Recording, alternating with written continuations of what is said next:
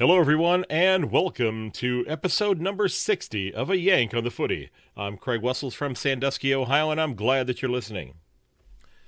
This episode is the second of several unique episodes that I'm releasing over the coming weeks. As I'm drawing closer to the one-year anniversary of the starting of my podcast at the end of December, I wanted to take a look at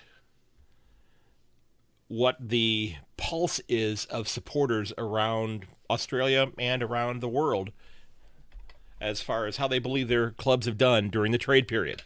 So over the last several days, and last week or so, I've conducted closing in on a dozen interviews now with supporters of all sorts of different clubs. And in this episode, I'm going to be sitting down to talk with Michael Livingston, who's a longtime Swans supporter, and Sharn Sawers, who is a Magpies supporter. Great conversations with both of these gentlemen. Now, Sharn had a rather unique take on things because, let's be honest, many people, after they saw what the Magpies had done during the trade period, it was very doom and gloom. But Sharn has a completely different take on what the Pies did during the trade period, and he laid out a rather good argument as to why the Stevenson and Treloar trades were actually good deals for the Pies going forward. So sit back and relax and enjoy my discussions with Michael and Sharn. All right, ladies and gentlemen, my next guest is a Swan supporter, and he previously worked as an umpire in footy for a decade, and that's something that I'm hoping that he and I can sit down and explore a little bit more deeply in the future. I'd like to welcome Michael Livingston to the podcast. Michael, welcome. Thanks for coming on. Thank you very much, Craig. Thank you for having me. I appreciate it. It was I'm glad that you reached out. This has been a fun adventure these last few days, just getting these organized, because I have a couple interviews that I'm doing at 5:30 in the morning in the coming days. So, you're a Swan supporter, and how are you from the Sydney area? Originally, I'm actually from Melbourne. So, okay. And people don't actually know this, but the Swans themselves weren't actually from Sydney originally. They were actually from South Melbourne. So, and they were there for just over 108 years. And then in 1982, they moved over to Sydney after suffering some financial problems, and they've been there ever since. And as to how I became involved with them, my family has been following the Swans since the 1930s. Oh, so wow. It's a really big family thing. So okay. So you are a blood through and through. I love it that you actually put that up, because most people don't actually know that little nickname. People associate with the culture that we have, and the fact that you pull it up and say you're a blood supporter, I think that's great. I'm surprised you're not one yourself, given you're a Cats fan. Well, yeah, that's it took me a while to figure out which team I wanted to support, and when I finally did, now that the player that drove me to doing that is now playing for Brisbane, so he just moved over this year. So. Do you find yourself do you get the opportunity to go to a lot of games they play at the SCG, right? Or yeah. And they play at the SCG, okay. And they also play at the showground. A couple of other stadiums, including the MCG, Etihad, or sorry, actually saying Marvel Stadium as it is called now, mm-hmm. and a variety of other stadiums around the country. So a lot of the times, if I see matches, not going to be in Sydney, they'll be down in Melbourne, and they play around 8 matches in Melbourne a year. Right. So I'm always going out and watching matches there. If I get an opportunity to go up to Sydney sometime soon, I'll go up and watch them there. So okay, that's sort of once in a lifetime opportunity, though. Okay, so the trade period has come and gone last week, and City didn't make a whole lot of moves. But what are the first words that kind of come to your mind at the end of the trade period about how they did? Well, to be honest, in terms of this current trade period, I openly feel that the Swans were too quiet. Keep in mind, after the season was over, there were 3 areas that they had to target in order to improve the playing list and get the team ready for the next season, and they haven't actually addressed that yet. Those being, they needed a ruck, they needed a key forward to help out Lance Franklin and Sam Reid, and they needed a key back, because right now, in terms of backmen, we are undersized compared to most of the clubs. So they made only one move, and that was to get Tom Hickey. I would say an okay ruckman, but not the one I would have definitely chosen for. Someone had said, let's go harder for someone like a Braden Pruce, who went to GWS, or let's push Port Adelaide a little harder and get Peter Ladhams. Sorry, but yeah, like if they would have gone for someone like that, I would have been a lot happier with it. But I'm not exactly sure how Tom Hickey is going to fit into the mix, because he's throughout his entire career he's been a backup ruckman to guys like Nat Nui and Vardy over at West Coast, and it's just very hard to understand as to how he's going to fit. Okay. And, that was, you mentioned about the size with the ruck and that sort of thing. That was, I probably watched a dozen of the Swans games this year. And that one of the things they talked about is that because they were decimated by injuries this year, they had a lot of people hurt. And it looked as though all of their talls were injured. That, that you didn't, you were had a hard time finding anybody that was over about 185 centimeters tall to play. Yeah. It's a real trouble with football. Like most times, you'd want to have a couple of guys who are around that size, and when you're decimated by injury continuously, you're fighting more of a David and Goliath battle each and every week, and that's a real challenge, especially in the way the game's played right now. Having that kind of height available is a massive asset, and when you lose it, you lose a lot of the necessary capability to be able to play well. Like we look at Geelong, look at Richmond. You notice how many talls do they have on their list at the moment and how many of them were able to perform consistently. When you take the talls away from a team, they lose out because then they have to rely on the mistakes made by the opponents to get back into it. And that's a real problem. Right. That's a great point. Yeah. When you're at the center bounce, you just, or the ball in, you're struggling to get your hands on it because their guy's not really having to compete that hard for us. You don't have anybody to really battle with them. Absolutely. So go ahead. Yeah, it's becoming a scrap when that happens, and that's when games either get won or lost based on what the midfielders end up doing. And if the ruck is not, if the ruck battle isn't balanced, then that opposition's going to win every single time because it wouldn't work. And I've seen thousands of games where the rucks were undersized or out of position or weren't in form, going against guys who knew what they were doing, and they just lost it every single time. Now you had to be pleased though. Even though they had a ton of injuries, they did not stop competing. That club played hard all year, and they won games that maybe some people. Yeah, they did definitely play hard, and I think that's a big testament to what the Swans actually are. Since 2003, the Swans have been continuously ridiculed for their ability to fight hard, particularly in close games.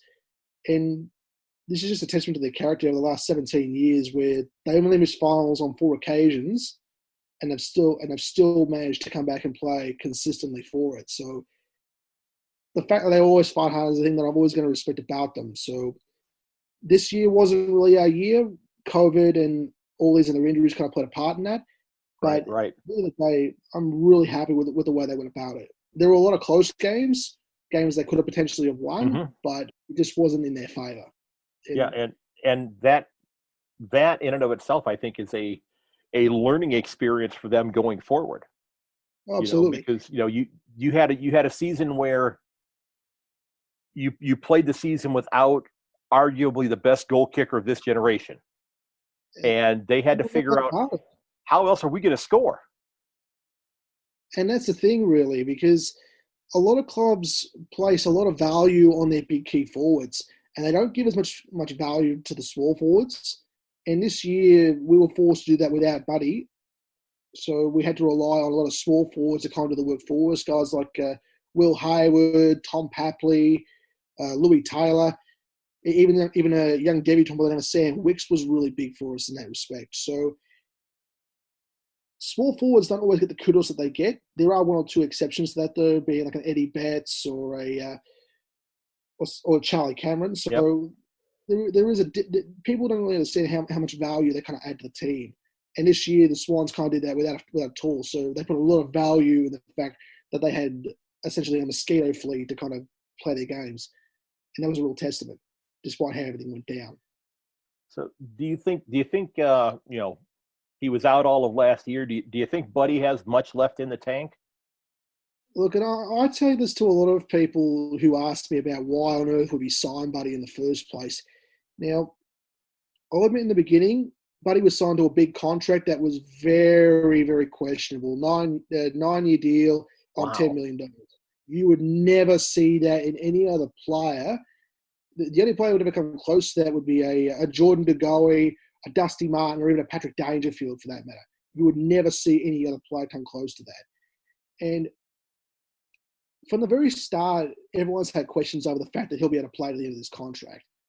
Given the fact that he's 7 years in, I think he's still got enough to go into the very end of the deal. Okay. There's only been one other player who's played longer than that, and that was a guy from Brisbane by the name of Alistair Lynch, and he was signed on a 10-year deal. Mm-hmm. So when people say to me, he's not going to play the end of it, he's going to retire a year early, or an injury's going to take him out, I say, you don't know what's going to happen next. The man is getting older. Yes, there are some injuries that are creeping up on him, but when he gets out in the park, he busts his butt and he plays well. And that's something a lot of people don't understand. If you said that about a Tom Hawkins or even a Tom Lynch, you wouldn't get the same response because they're on deals that are significantly shorter. Right, So, right. No one kind of puts that real pressure on it. Yeah, so I think, if he comes back in, I think that's going to be a significant help because, he still is going to draw, a second defender that's going to be looking at him all the time, which is going to help open up the ground to those small forwards who got a lot more experience this year because he wasn't there. That's the thing I like to point out too, because people don't realize the kind of impact that Buddy has, particularly on a club. And when you say he brings a second defender with him, that's a massive help to a lot of players who would feel completely outnumbered in the face of an absolute challenge. And I also had to go back to what I said in the other trade period. They were looking for a key forward to help him because when there's no second key forward to kind of help Buddy out, it's an absolute challenge to get the ball to him under any circumstance. And it's the same with the small forwards too. Right, exactly. So, and there was an instance where this was really highlighted too.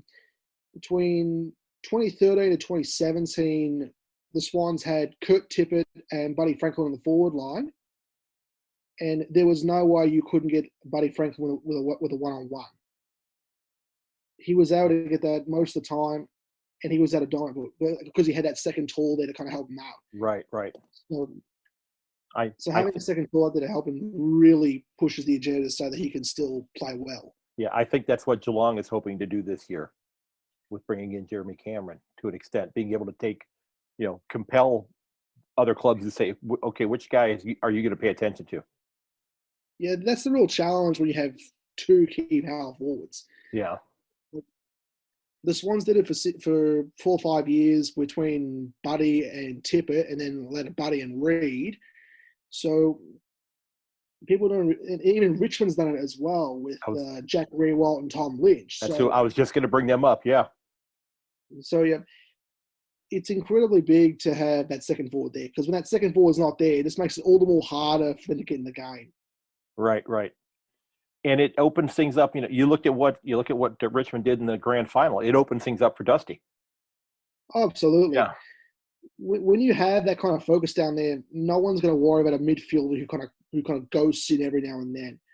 It takes all the pressure off him to say, okay, no one's going to be harassing me or whatever like a suit. I'll go in there, I'll make an impact, and they aren't going to be able to stop it because they've got too many other things to handle. Exactly. Now, I had a couple other things I wanted to ask you. Are there any players that are out there that were delisted that you think could come in and help the Swans that that didn't get signed as free agents during the trade period that could possibly come on board? Funny you should mention that. There are actually 2 names that have popped up on my agenda in the last couple of weeks. The first one from the North Melbourne Football Club, who was recently delisted, that was Majak Daw. Being a ruckman, I think he'd be a great help if he was to be signed by the Swans. But of course, they need to work on his attitude, because apparently his attitude was not that great. He was considered a lazy footballer. So Okay. there's a bit of a risk there. And the other one, which I didn't expect at all, was Paddy McCartan, who was originally Okay. St Kilda. Yeah. Yeah. I was going to. Because his brother's currently playing with us at the moment too. So Yeah. Oh, that's a good point. Yeah, that's a good point. And that may be a good draw to get him there, to have that and the opportunity only to do reason that. why he was out as well was because of multiple concussions. Right. Right. And finally been given the chance to play again. So Yeah. in my opinion, if he does come back, he won't go to his own club. He'll come to the Swans instead, because he wasn't part of his brother. Right. Yeah. One that I've been thinking about, and he's not a tremendous player, and he got zero opportunity this year. And he was with the Cats for a few years. Was Wiley Buzza, who was kind of a key forward ruck with the Cats. He went to Port last year. I don't think he played a single game with them last year, but he's I think he's close to 200 centimeters, if not a little more than that. Really wiry, curly hair. Didn't know if he'd be somebody that could possibly help them out in the ruck as well. Well, there's a possibility there. Like, there's no reason why they couldn't give him a shot. Yeah. But at the same time, they have to consider, is he battle tested enough to kind of take That's a on good that? point. Because a lot of people have different beliefs with this, but in my opinion, if you're going to take on a player, he has to have at least debuted, and he has to be battle tested, because there's no point taking on a fresh player if they aren't going to be willing to take on the responsibility. That's a good point. Yeah, I'm not even positive on when this happens. In terms of the time frame where the delisted players are eligible to be signed, does that happen before or after the draft? That happens in the period leading up to the draft. Okay. And afterwards. So, because the draft is only run on one specific over 2 specific days. Right. And going into that period and going out of it, that's when the whole delisted free agency kind of happens. Okay. Where players can be signed on again. Now, you guys have pick 3, which might end up getting pushed to pick 4, depending on what the Bulldogs do with. They've got I think it's a father-son or an academy player that they're looking to add at the number 1 spot. That's why they went out and picked up the points that they did to go get him. He has a hyphenated name. I can't remember his name right now, but what are you looking for the club to be getting with that early pick? What are your thoughts? In terms of that number 3 pick, I think that the club is really set on either 1 or 2 specific players, and they're actually from the Swans Academy. So okay. There are 2. Usually now, every year, there's usually 2 or 3 players who come up in consideration for being top 10 picks or something close to that within the Swans Academy system. So generally, right now, we're trying to build a list that's primarily based around these academy players, because for years the Swans have had problems with player retention. So by getting kids out of, say, Victoria or Western Australia or in Queensland, it's very hard to hold on to them after their 2 years are up. So and they all want to go home and play for their home states. So by building a list that's created with the academy players, it gives more security to them to know, okay, these guys aren't just going to walk out on us after 2 years. Right. They'll actually get a chance here to really develop and make this club their own. Okay. Yeah, that's a good point. And that's something I want to explore with people down the road and ask them about, because the homesickness thing, if you want to call it that, or wanting to play with your home. Yeah, that's something that it doesn't happen as often in, say, the NFL, that type of thing. Of course, the contract, those initial contracts are longer. So it's always one of those things that I wonder, what if the Players Association, agreed to, or the league agreed to them having them play be compelled to sign a longer initial contract that would keep them there for 3 years or something of that nature, and it would maybe help them to develop that appreciation for the club that they ended up going to. I think that is a possibility, but at the same time, you can't put ease of mind on a player who's just coming into the system. Let's say they were in for 5-10 years and they were asked to move away from their home state. I think they'd be okay with that. But for a young kid coming in, there is an element of homesickness to it. and I've actually witnessed it with a couple of people. In fact, I'm thinking of a recent player who played in the grand final, matter of fact, for Geelong, Gary Rowan. Mm-hmm. He was originally with the Swans before he Right. went to Geelong, and he expressed at the time when he wanted to leave that he was a bit homesick because he wanted to go back to Victoria to kind of just be around family. At the time, he'd lost his one of his daughters to a rare illness. So, I and there didn't were other know things that. at the same time. So, there is a necessity for the homesickness factor because when a player has to move from a home state into a new club, it's a massive foreign environment. And Yeah. imagine a kid who's just turned 18 and they have to move out of home into an entirely new environment. How are they going to cope? That's fair. That's a fair point. Yeah. It takes a long time for them to be able to adapt and kind of get used to it. And they know within 1 or 2 years if it's really the place for them to really be. So that's kind of why the contracts are usually around 1 to 2 years at most. Okay. Well, that makes sense. That makes sense. So the last thing I wanted to ask you about, and it's really not footy related, but it's definitely Swan related. What do you think of the new logo? I think the logo is a good improvement on what was originally there. Keep in mind that old logo was there since the mid-90s when they were really, really struggling. That's been a real symbol for a lot of the fans to kind of get around. But for me, looking at this new logo, it looks great. I'm not taking anything away from the designers who made it, but it still feels a little incomplete. Okay. Now, the reason why I say that is because they could have gone back and taken anything from some of the older logos that the clubs had over the years and put that in, and that would have made it completely whole. But in my opinion, if they wanted to make it complete, they would have added in the club's motto from long before they moved to Sydney. And it actually is a very, very powerful motto as well. So, what is that motto? I'm not familiar with that.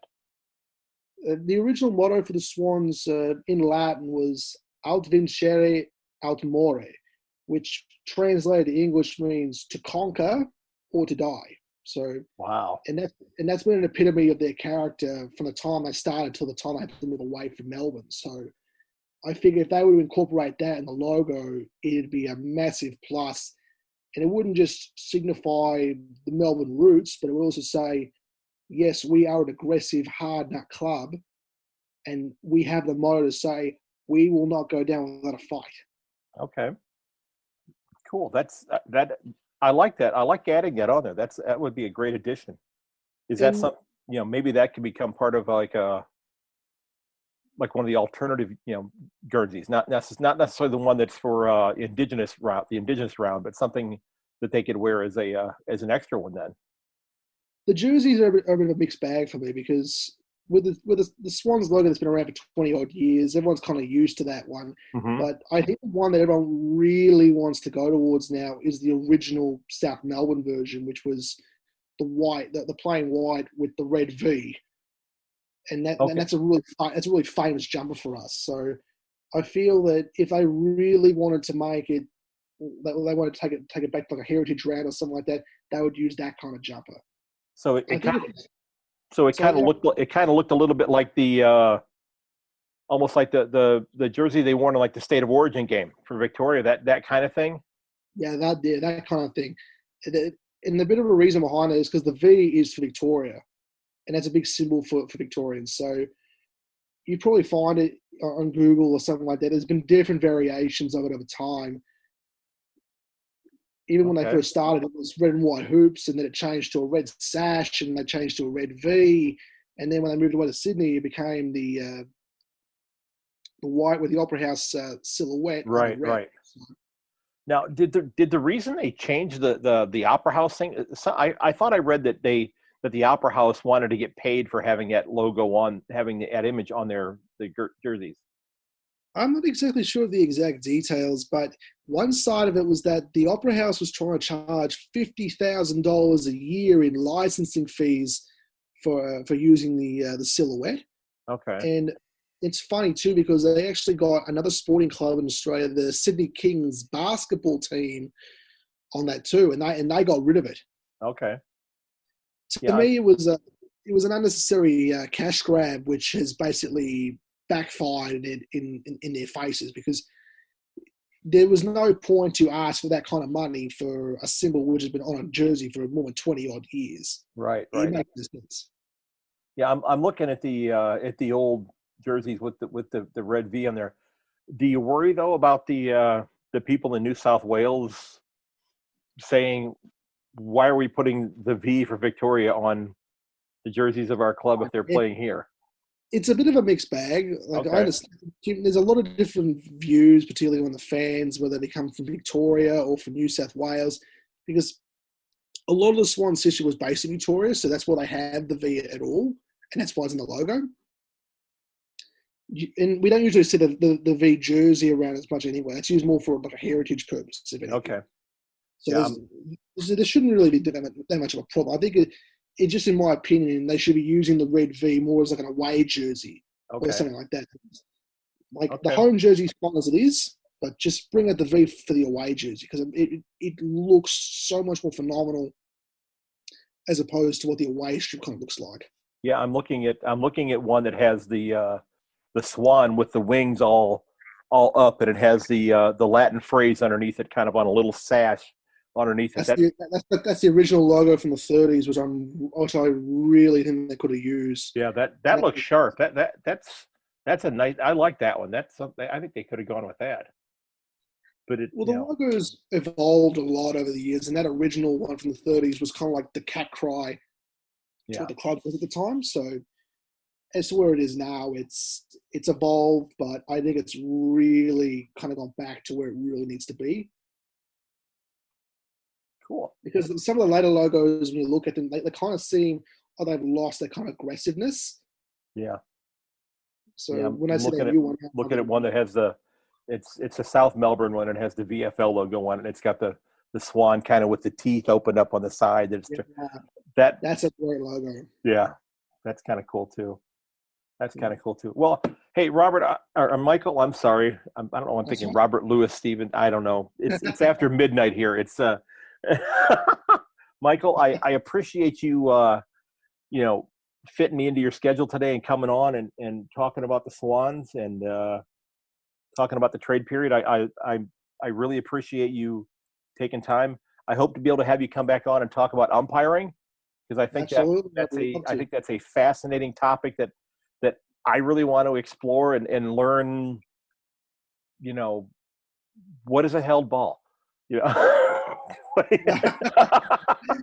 Trust me. We'll, if we go on into umpiring, I'll be talking to you for hours on end. So sounds good. There's plenty to hear from me on that. That sounds great. So again, my guest was Michael Livingston, big Swan supporter.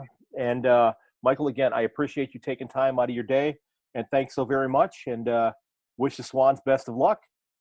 Well, thank you, and thank you for having me on the show. You bet. I appreciate it. Thanks, sir. All right, ladies and gentlemen, my next guest is coming to us from Brisbane, but he's not a Lion supporter. He is a Magpie supporter, and based upon the discussions that we had over the last couple of days, he has a slightly different approach or take on the Pies moves. I'd like to welcome Sharn Sawers to the podcast. Sharn, thanks for coming on. Thanks for reaching out. I appreciate it. No problem, mate. This has been a bit of a crazy trade period, a huge flurry of moves that happened, especially at the end, and they all seem to be focused on the club in black and white. Yeah, nothing unusual there. So there were a lot of moves, and they have definitely made headlines throughout the footy world with what the Magpies have done. They shipped out Jaden Stevenson, they shipped out Adam Treloar, and Tom Phillips as well, and another young man who's it's way too early in the morning for me to be pronouncing his name. Bozen. I just call him R2. There you go. I'm glad you said it. But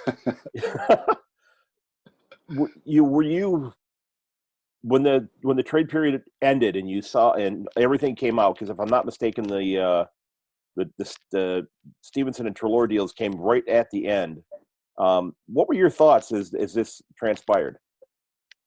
Well, initially when I first heard about it, the rumours, I was actually kind of keen to actually trade out Treloar.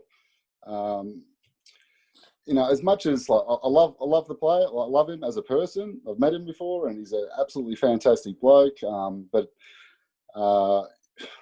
realistically, I've expected more, and I'll go into that a bit more. But at the end, when I sort of thought it wasn't going to get done, and I was like, wow, okay, so maybe Stevenson's going to be the only big one sort of going, like apart from Phillips, I guess. But yeah, I was a bit just, geez, it doesn't seem like it's going to go through. And then when I heard it did go through, my initial thought was, wow, we didn't get as much as what I wanted to go and get for him. But having said that, it is an unusual situation, and I guess other clubs got wind on, what Collingwood's trying to do, and we didn't really have much leverage to bargain with, really. Yeah, because this was, whether they want to admit it or not, they were kind of up against the salary cap, and they needed to clear out some space. It's kind of what it looks like that's come out through the news media and such, and a lot of people have talked about that. I definitely think the salary cap's definitely a major factor in it all, and for me, it all goes back to 2018, when we were like a whisker away from winning the grand final, and I guess Collingwood's perspective at the time was, well, if we can bring in Dane Beams, he can be the icing on the cake that'll get us there, but it didn't really work out that way. Yeah, it's. Do you think looking back at it, do you think that the Grundy deal was too large of a contract for them? I mean, that's not one that I had really thought about before, but I know some folks have said that's one that they're paying a significant amount of money on, and again, you have to factor in the fact that nobody could have anticipated the pandemic having the impact on every club in the comp, and it certainly impacted the Magpies as severely as anybody else. Yeah, definitely. I think that's like at the end of 2018 when we brought Beans in, we've pretty much gone right to the limit of our cap, and we've pretty much said, listen, we're really going for a flag in the next couple of years. We think we can get it. We've gone pretty much all in, and it really didn't work out well. And then, yeah, as you said, with COVID coming down this year, it's exacerbated it even more, really.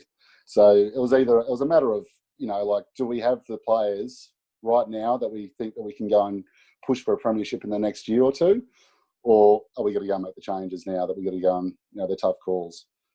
And so, yeah, having made the moves that they did make, and the Treloar deal, it reminded me of something that happened here in the NFL. I don't know if you follow American football at all.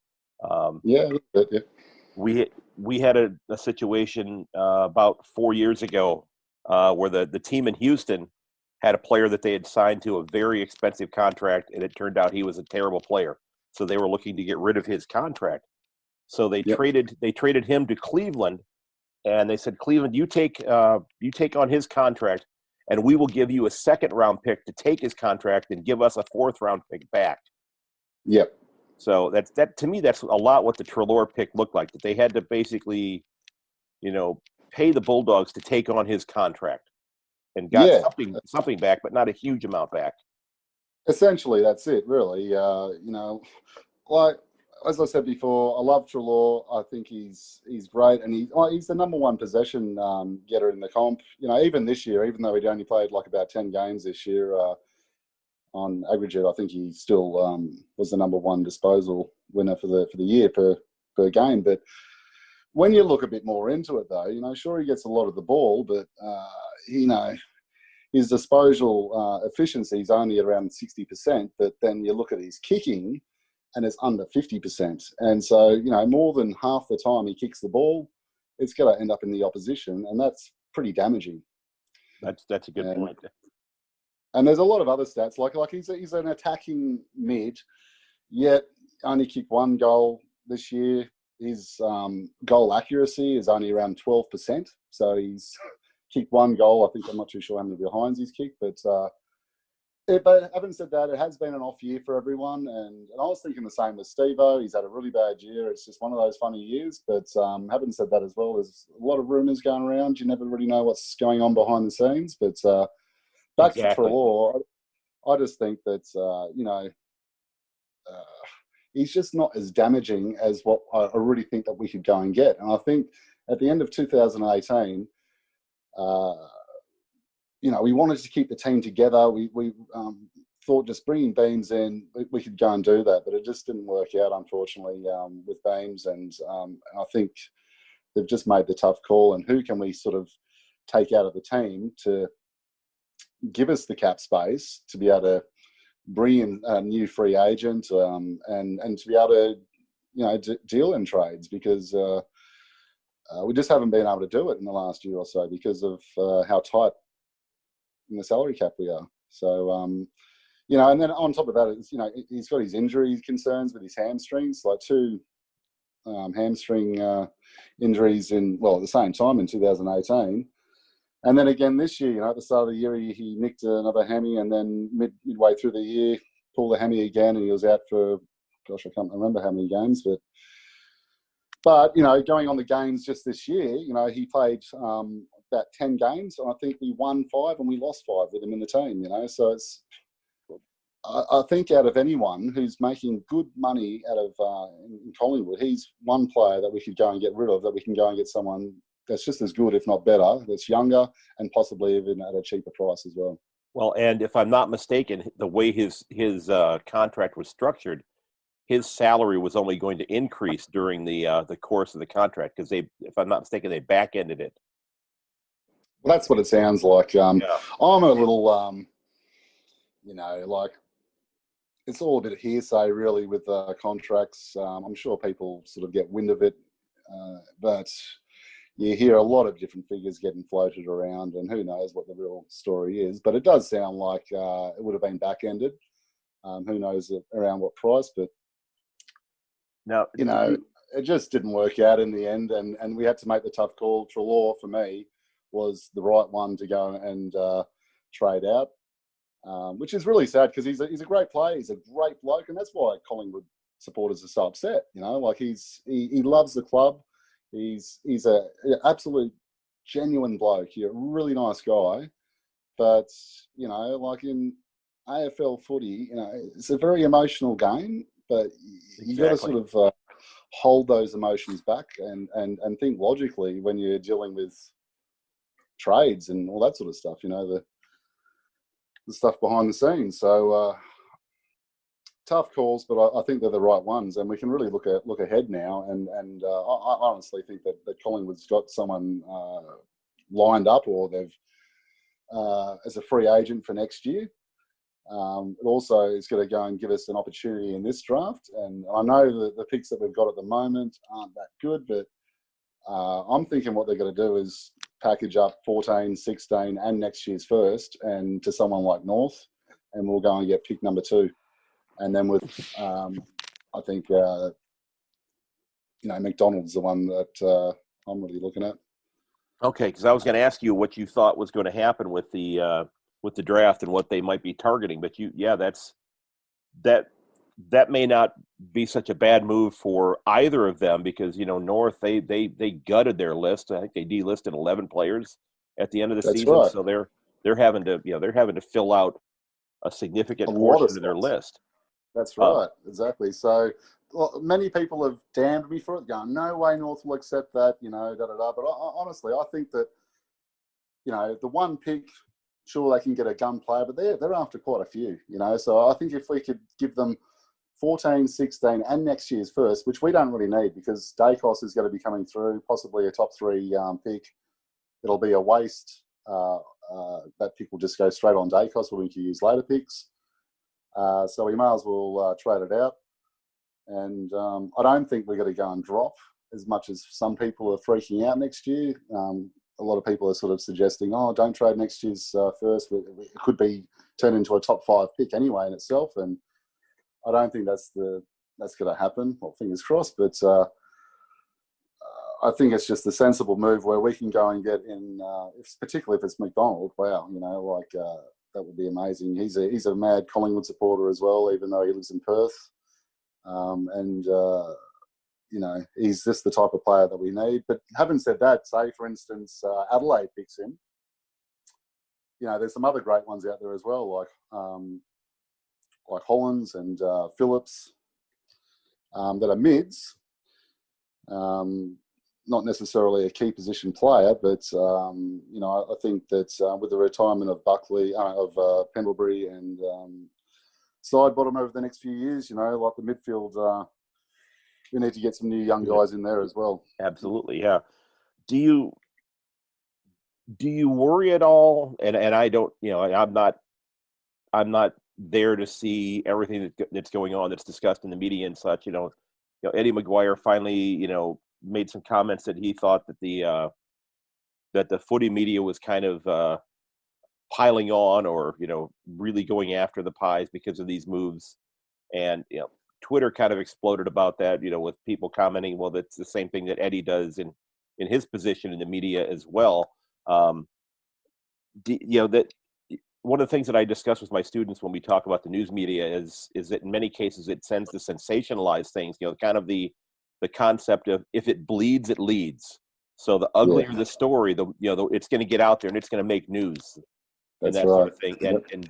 And seeing Collingwood, the club being in distress as it is right now is good media, is good television, it's good radio. Oh, yeah. Great thing to talk about. It gets clicks, and that's what they're after. Well, let's be honest, that's one of the reasons why we're talking here right now, because you're the, like I said, the one Magpie supporter that I've run across that has looked at this and said, yes, I like these moves. I think in the long term it needed to be done, and I'm happy about it. Or I'm content, maybe not happy, but content with it. I understand it. Yeah, totally. And, sure, I wished certain things went down differently. Like, I wish we got some better picks. But, I understand, that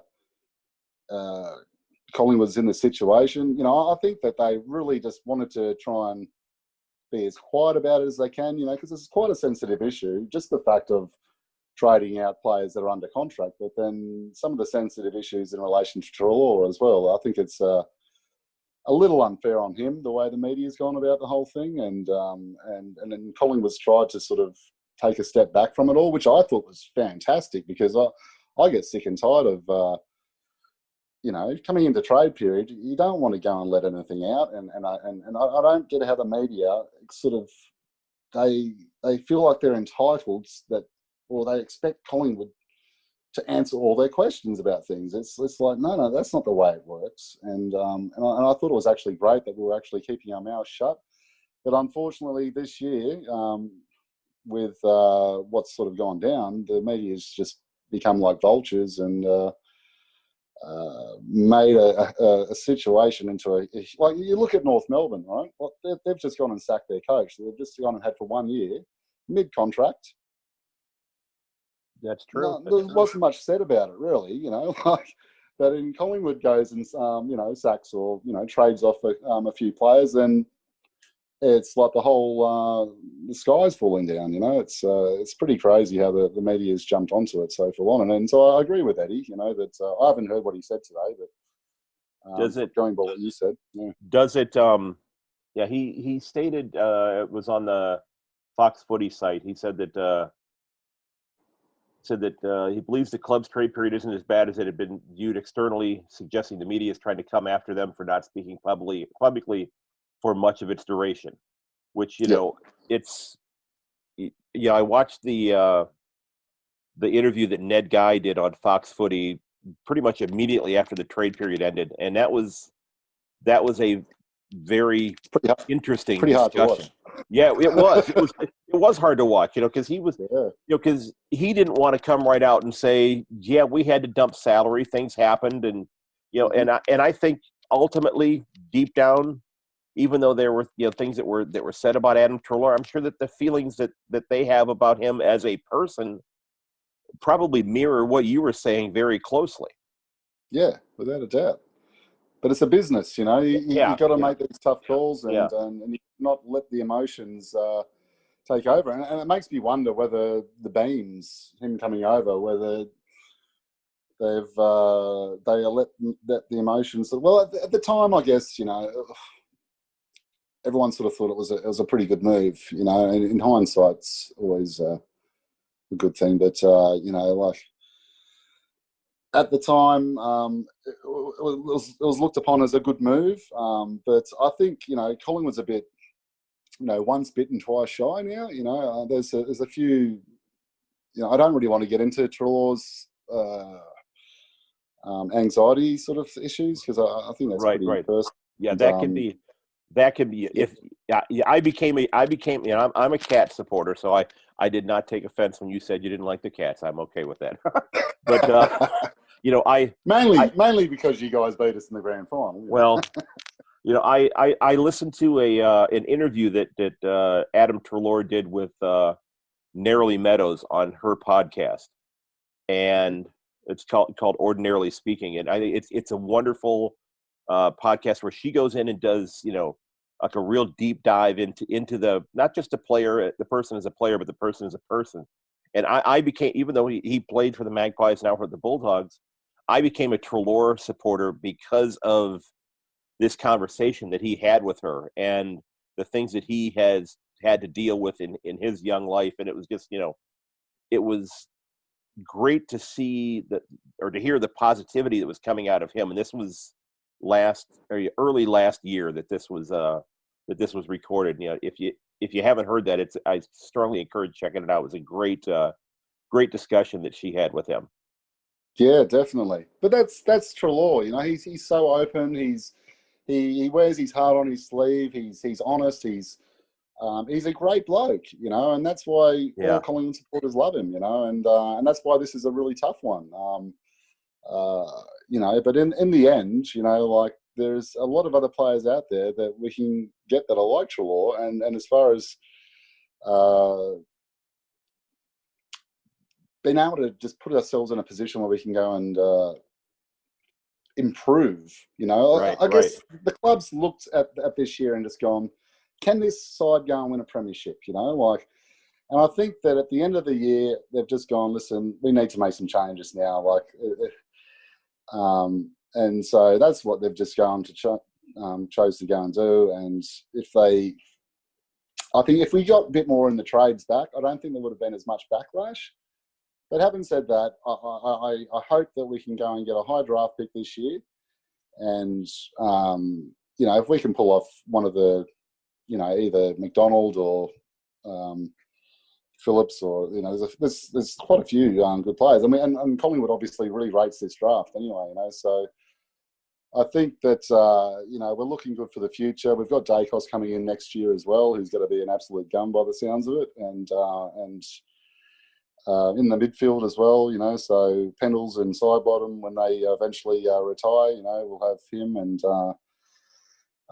coming through the ranks. And I think it's actually really exciting, like Stevenson as well. He was one of my favourite players, it's sad, but that's just footy, I look at the NBA over America, and the way it's done over there, a lot of the players just get traded without even, knowing, and then they're just boom shipped off to another city in the country, and that's where they just got to go. There's no say at all in it. Exactly, that's true. Yeah. Do you worry though? And I was just wondering. Just a couple things I wanted to touch on. Do you worry about the impact that this series of events with Adam Treloar and with Jaden Stevenson, do you worry about the impact that's going to have on them to be able to bring in free agents who may be concerned about, okay, if I sign up, a 4-year contract with the Pies and I'm planning on being here, that they may be trying to ship me out after a year or two. Do you worry about that? Yeah. I better not, backload my contract, eh? Yeah, well, they have to, from everything I've read, they have to, whatever the numbers are, they have to get paid that wherever they go. Yeah. But I guess the team taking, like, for example, the Bulldogs, I guess, have the opportunity to restructure when those dollars are going to get paid. They may end up front loading the contract at this point in time and giving him more money up front and less at the end, kind of a thing, if they chose to do that. Yep.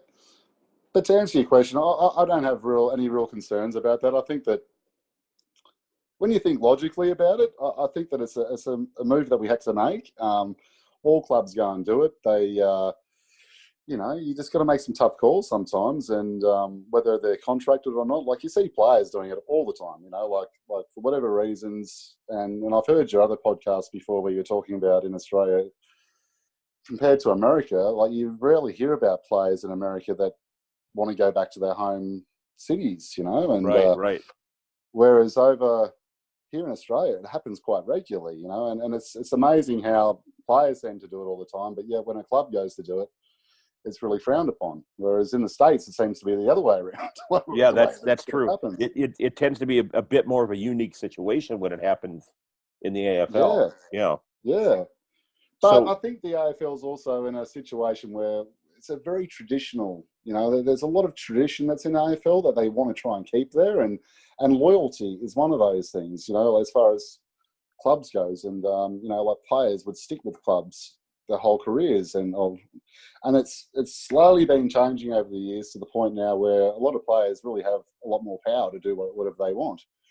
So, I do recall hearing an interview once where I think it might have even been Collingwood, where they were saying, it might have been amongst all this trade stuff, where they said that they would love to be able to go and just have everyone on 1-year contracts, and you could just review everyone every year and adjust it that way. But that probably will never happen, But unfortunately, some players, they just, it doesn't work out for them, and they got to move on. And as far as Stevenson goes, I think this will probably be a good thing for him. Like, he's a good player. There's something going on behind the scenes, I think. I've heard rumours about his training regime's not that good. So who knows what the whole deal is really. But sometimes just a move is a kick up the backside that a player needs. And That's true. Yeah, so I just think that as far as Collingwood goes, I'm really happy that we're going to be active in this draft. It looks like a good one. I've always gone to the actual drafts myself. When they used to come up on the Gold Coast, I went to them all up here, and you'd sit there for a few hours and hear them just to pick number one. And right. So I love researching all the new players and that are coming through, and it's really exciting for me. This year had to be a little bit more difficult to do that with as little footy getting played as there has been. That's right. It'll be interesting. We've got an academy player coming through, McInnes, and like earlier reports were, mid first round pick, but he hasn't really had a chance to play this year. So he could possibly drop down to the second round, which I'm hoping. But right. Yeah, it's a very, very unique year. There's a lot of players out there that they haven't really got a chance to sort of see. But having said that, scouts that check out all these players, they go and watch them for years. So that's true. They see their progress over the years. Last year, they would have already had their list of where they thought the whole draft was going to go, and it won't change too much, from last year's one. I wouldn't think anyway. Okay, so one last thing before before we wrap this up here, when the Roos and when the Bulldogs come to the MCG to play the Pies next year, and there's 90,000 people in the stands because you guys are going to have COVID taken care of, and everybody's going to be allowed back in the stands. Positive thoughts there. How are Jaden Stevenson and Adam Treloar going to be received? Will they get cheered when they touch the ball? Do you think? I think they will. You'll have some idiots out there that'll go and boo. You always do. But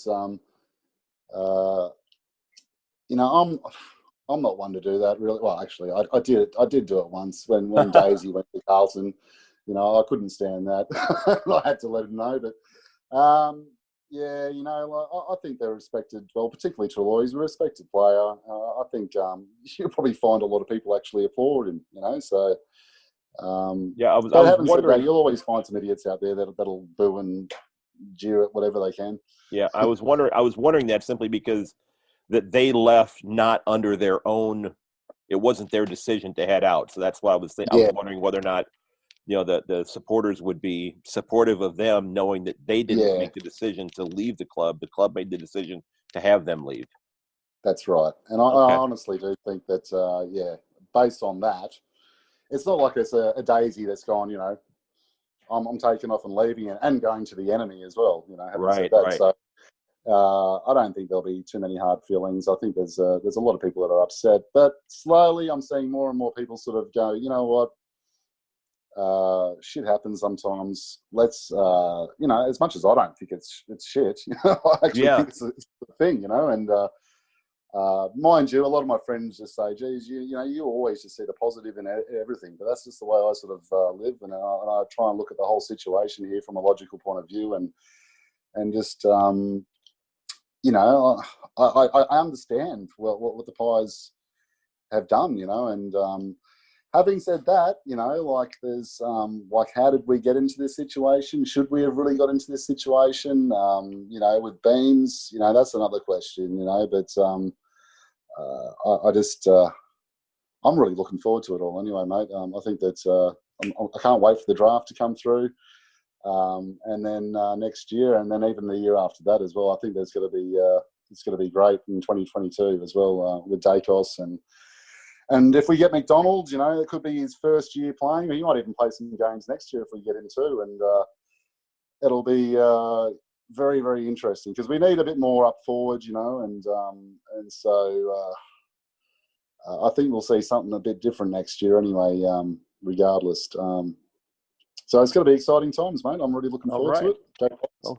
Well, you know, I want to thank Sharn Sawers for coming on. Sean, you had some great insight. You know, your positivity in terms of where the Pies are going to be heading here in the future was terrific to hear. If you're a Pies supporter, you might want to latch on to his philosophy about this instead of a lot of the doom and gloom that a lot of people seem to be having. So, Sharn, thanks so very much for coming on this afternoon. I appreciate it. No worries, mate. Thanks very much. Ladies and gentlemen, I would like to thank my guests, Michael Livingston and Sharn Sawers, for reaching out and joining me on the podcast to talk about their club's trade period. Gentlemen, thanks so very much. Enjoyed the conversation. I hope you had a good time as well. It was a lot of fun here from this end. And again, thanks so very much for taking time out of your days to stop by and chat. Truly appreciate it. Don't forget, ladies and gentlemen, if you'd like to sign up for the mailing list, you get the episode delivered to you before anybody else. There's a short form in the show notes. Just click on the Google Doc and answer the questions, and I will get you added to the list. Also, if you're interested in possibly becoming a guest on the podcast to talk about your club's trade period or looking at things in an upcoming episode, please feel free to reach out to me on Twitter at yank_on or send me an email at yankonthefooty@gmail.com. You can also find the podcast page on Facebook as well. I'm still hoping to talk with supporters of several clubs. I've put out a couple of additional tweets today mentioning that. Hopefully you'll reach out. I'd love to talk to you. If you're a supporter of the Dockers or the Eagles or the Giants or the Tigers or the Crows or Suns or the Saints or the Roos or the Hawks or the Demons or even the Bulldogs, I'd love to talk to you. I've talked to 7 clubs already. Now, don't forget that while you can find all the episodes of this podcast at yankonthefooty.podbean.com, you can also find it on your favorite podcast provider as well. And now that you've listened, I'd love it if you'd consider giving me a review on Apple Podcasts. It lets me know what I need to work on, what you like, and what could be improved upon. And don't forget that you can reach me again at yankonthefooty@gmail.com and on Twitter at yank_on, as well as on Facebook and Instagram at @yankonthefooty. Before I wrap up, I'd like to thank Mr. Joseph McDade for the use of 2 of his great pieces of music. Mr. McDade has created some fantastic music. I'm using the pieces Elevation and Backplate. You can find his music at josephmcdade.com/music. He's also on Spotify. You can also find the podcast on YouTube. If you search out my name, Craig Wessels, I have every episode loaded up there. It's just the audio version. It's just a static image. So if you choose to go that route, you can certainly find it there. Again, ladies and gentlemen, I thank you so very much for listening, and I ask that you consider sharing the podcast with your friends and family. And ladies and gentlemen, may your dribble kick never hit the post. I'll catch you later.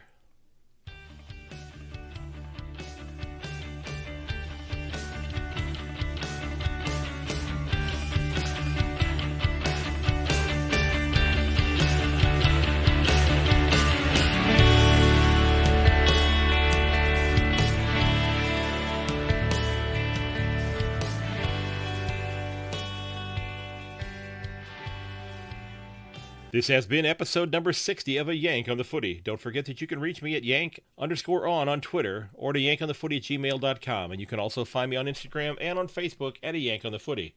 Again, ladies and gentlemen, thanks for listening, and please consider sharing the podcast with your friends and family. And until next time, goodbye.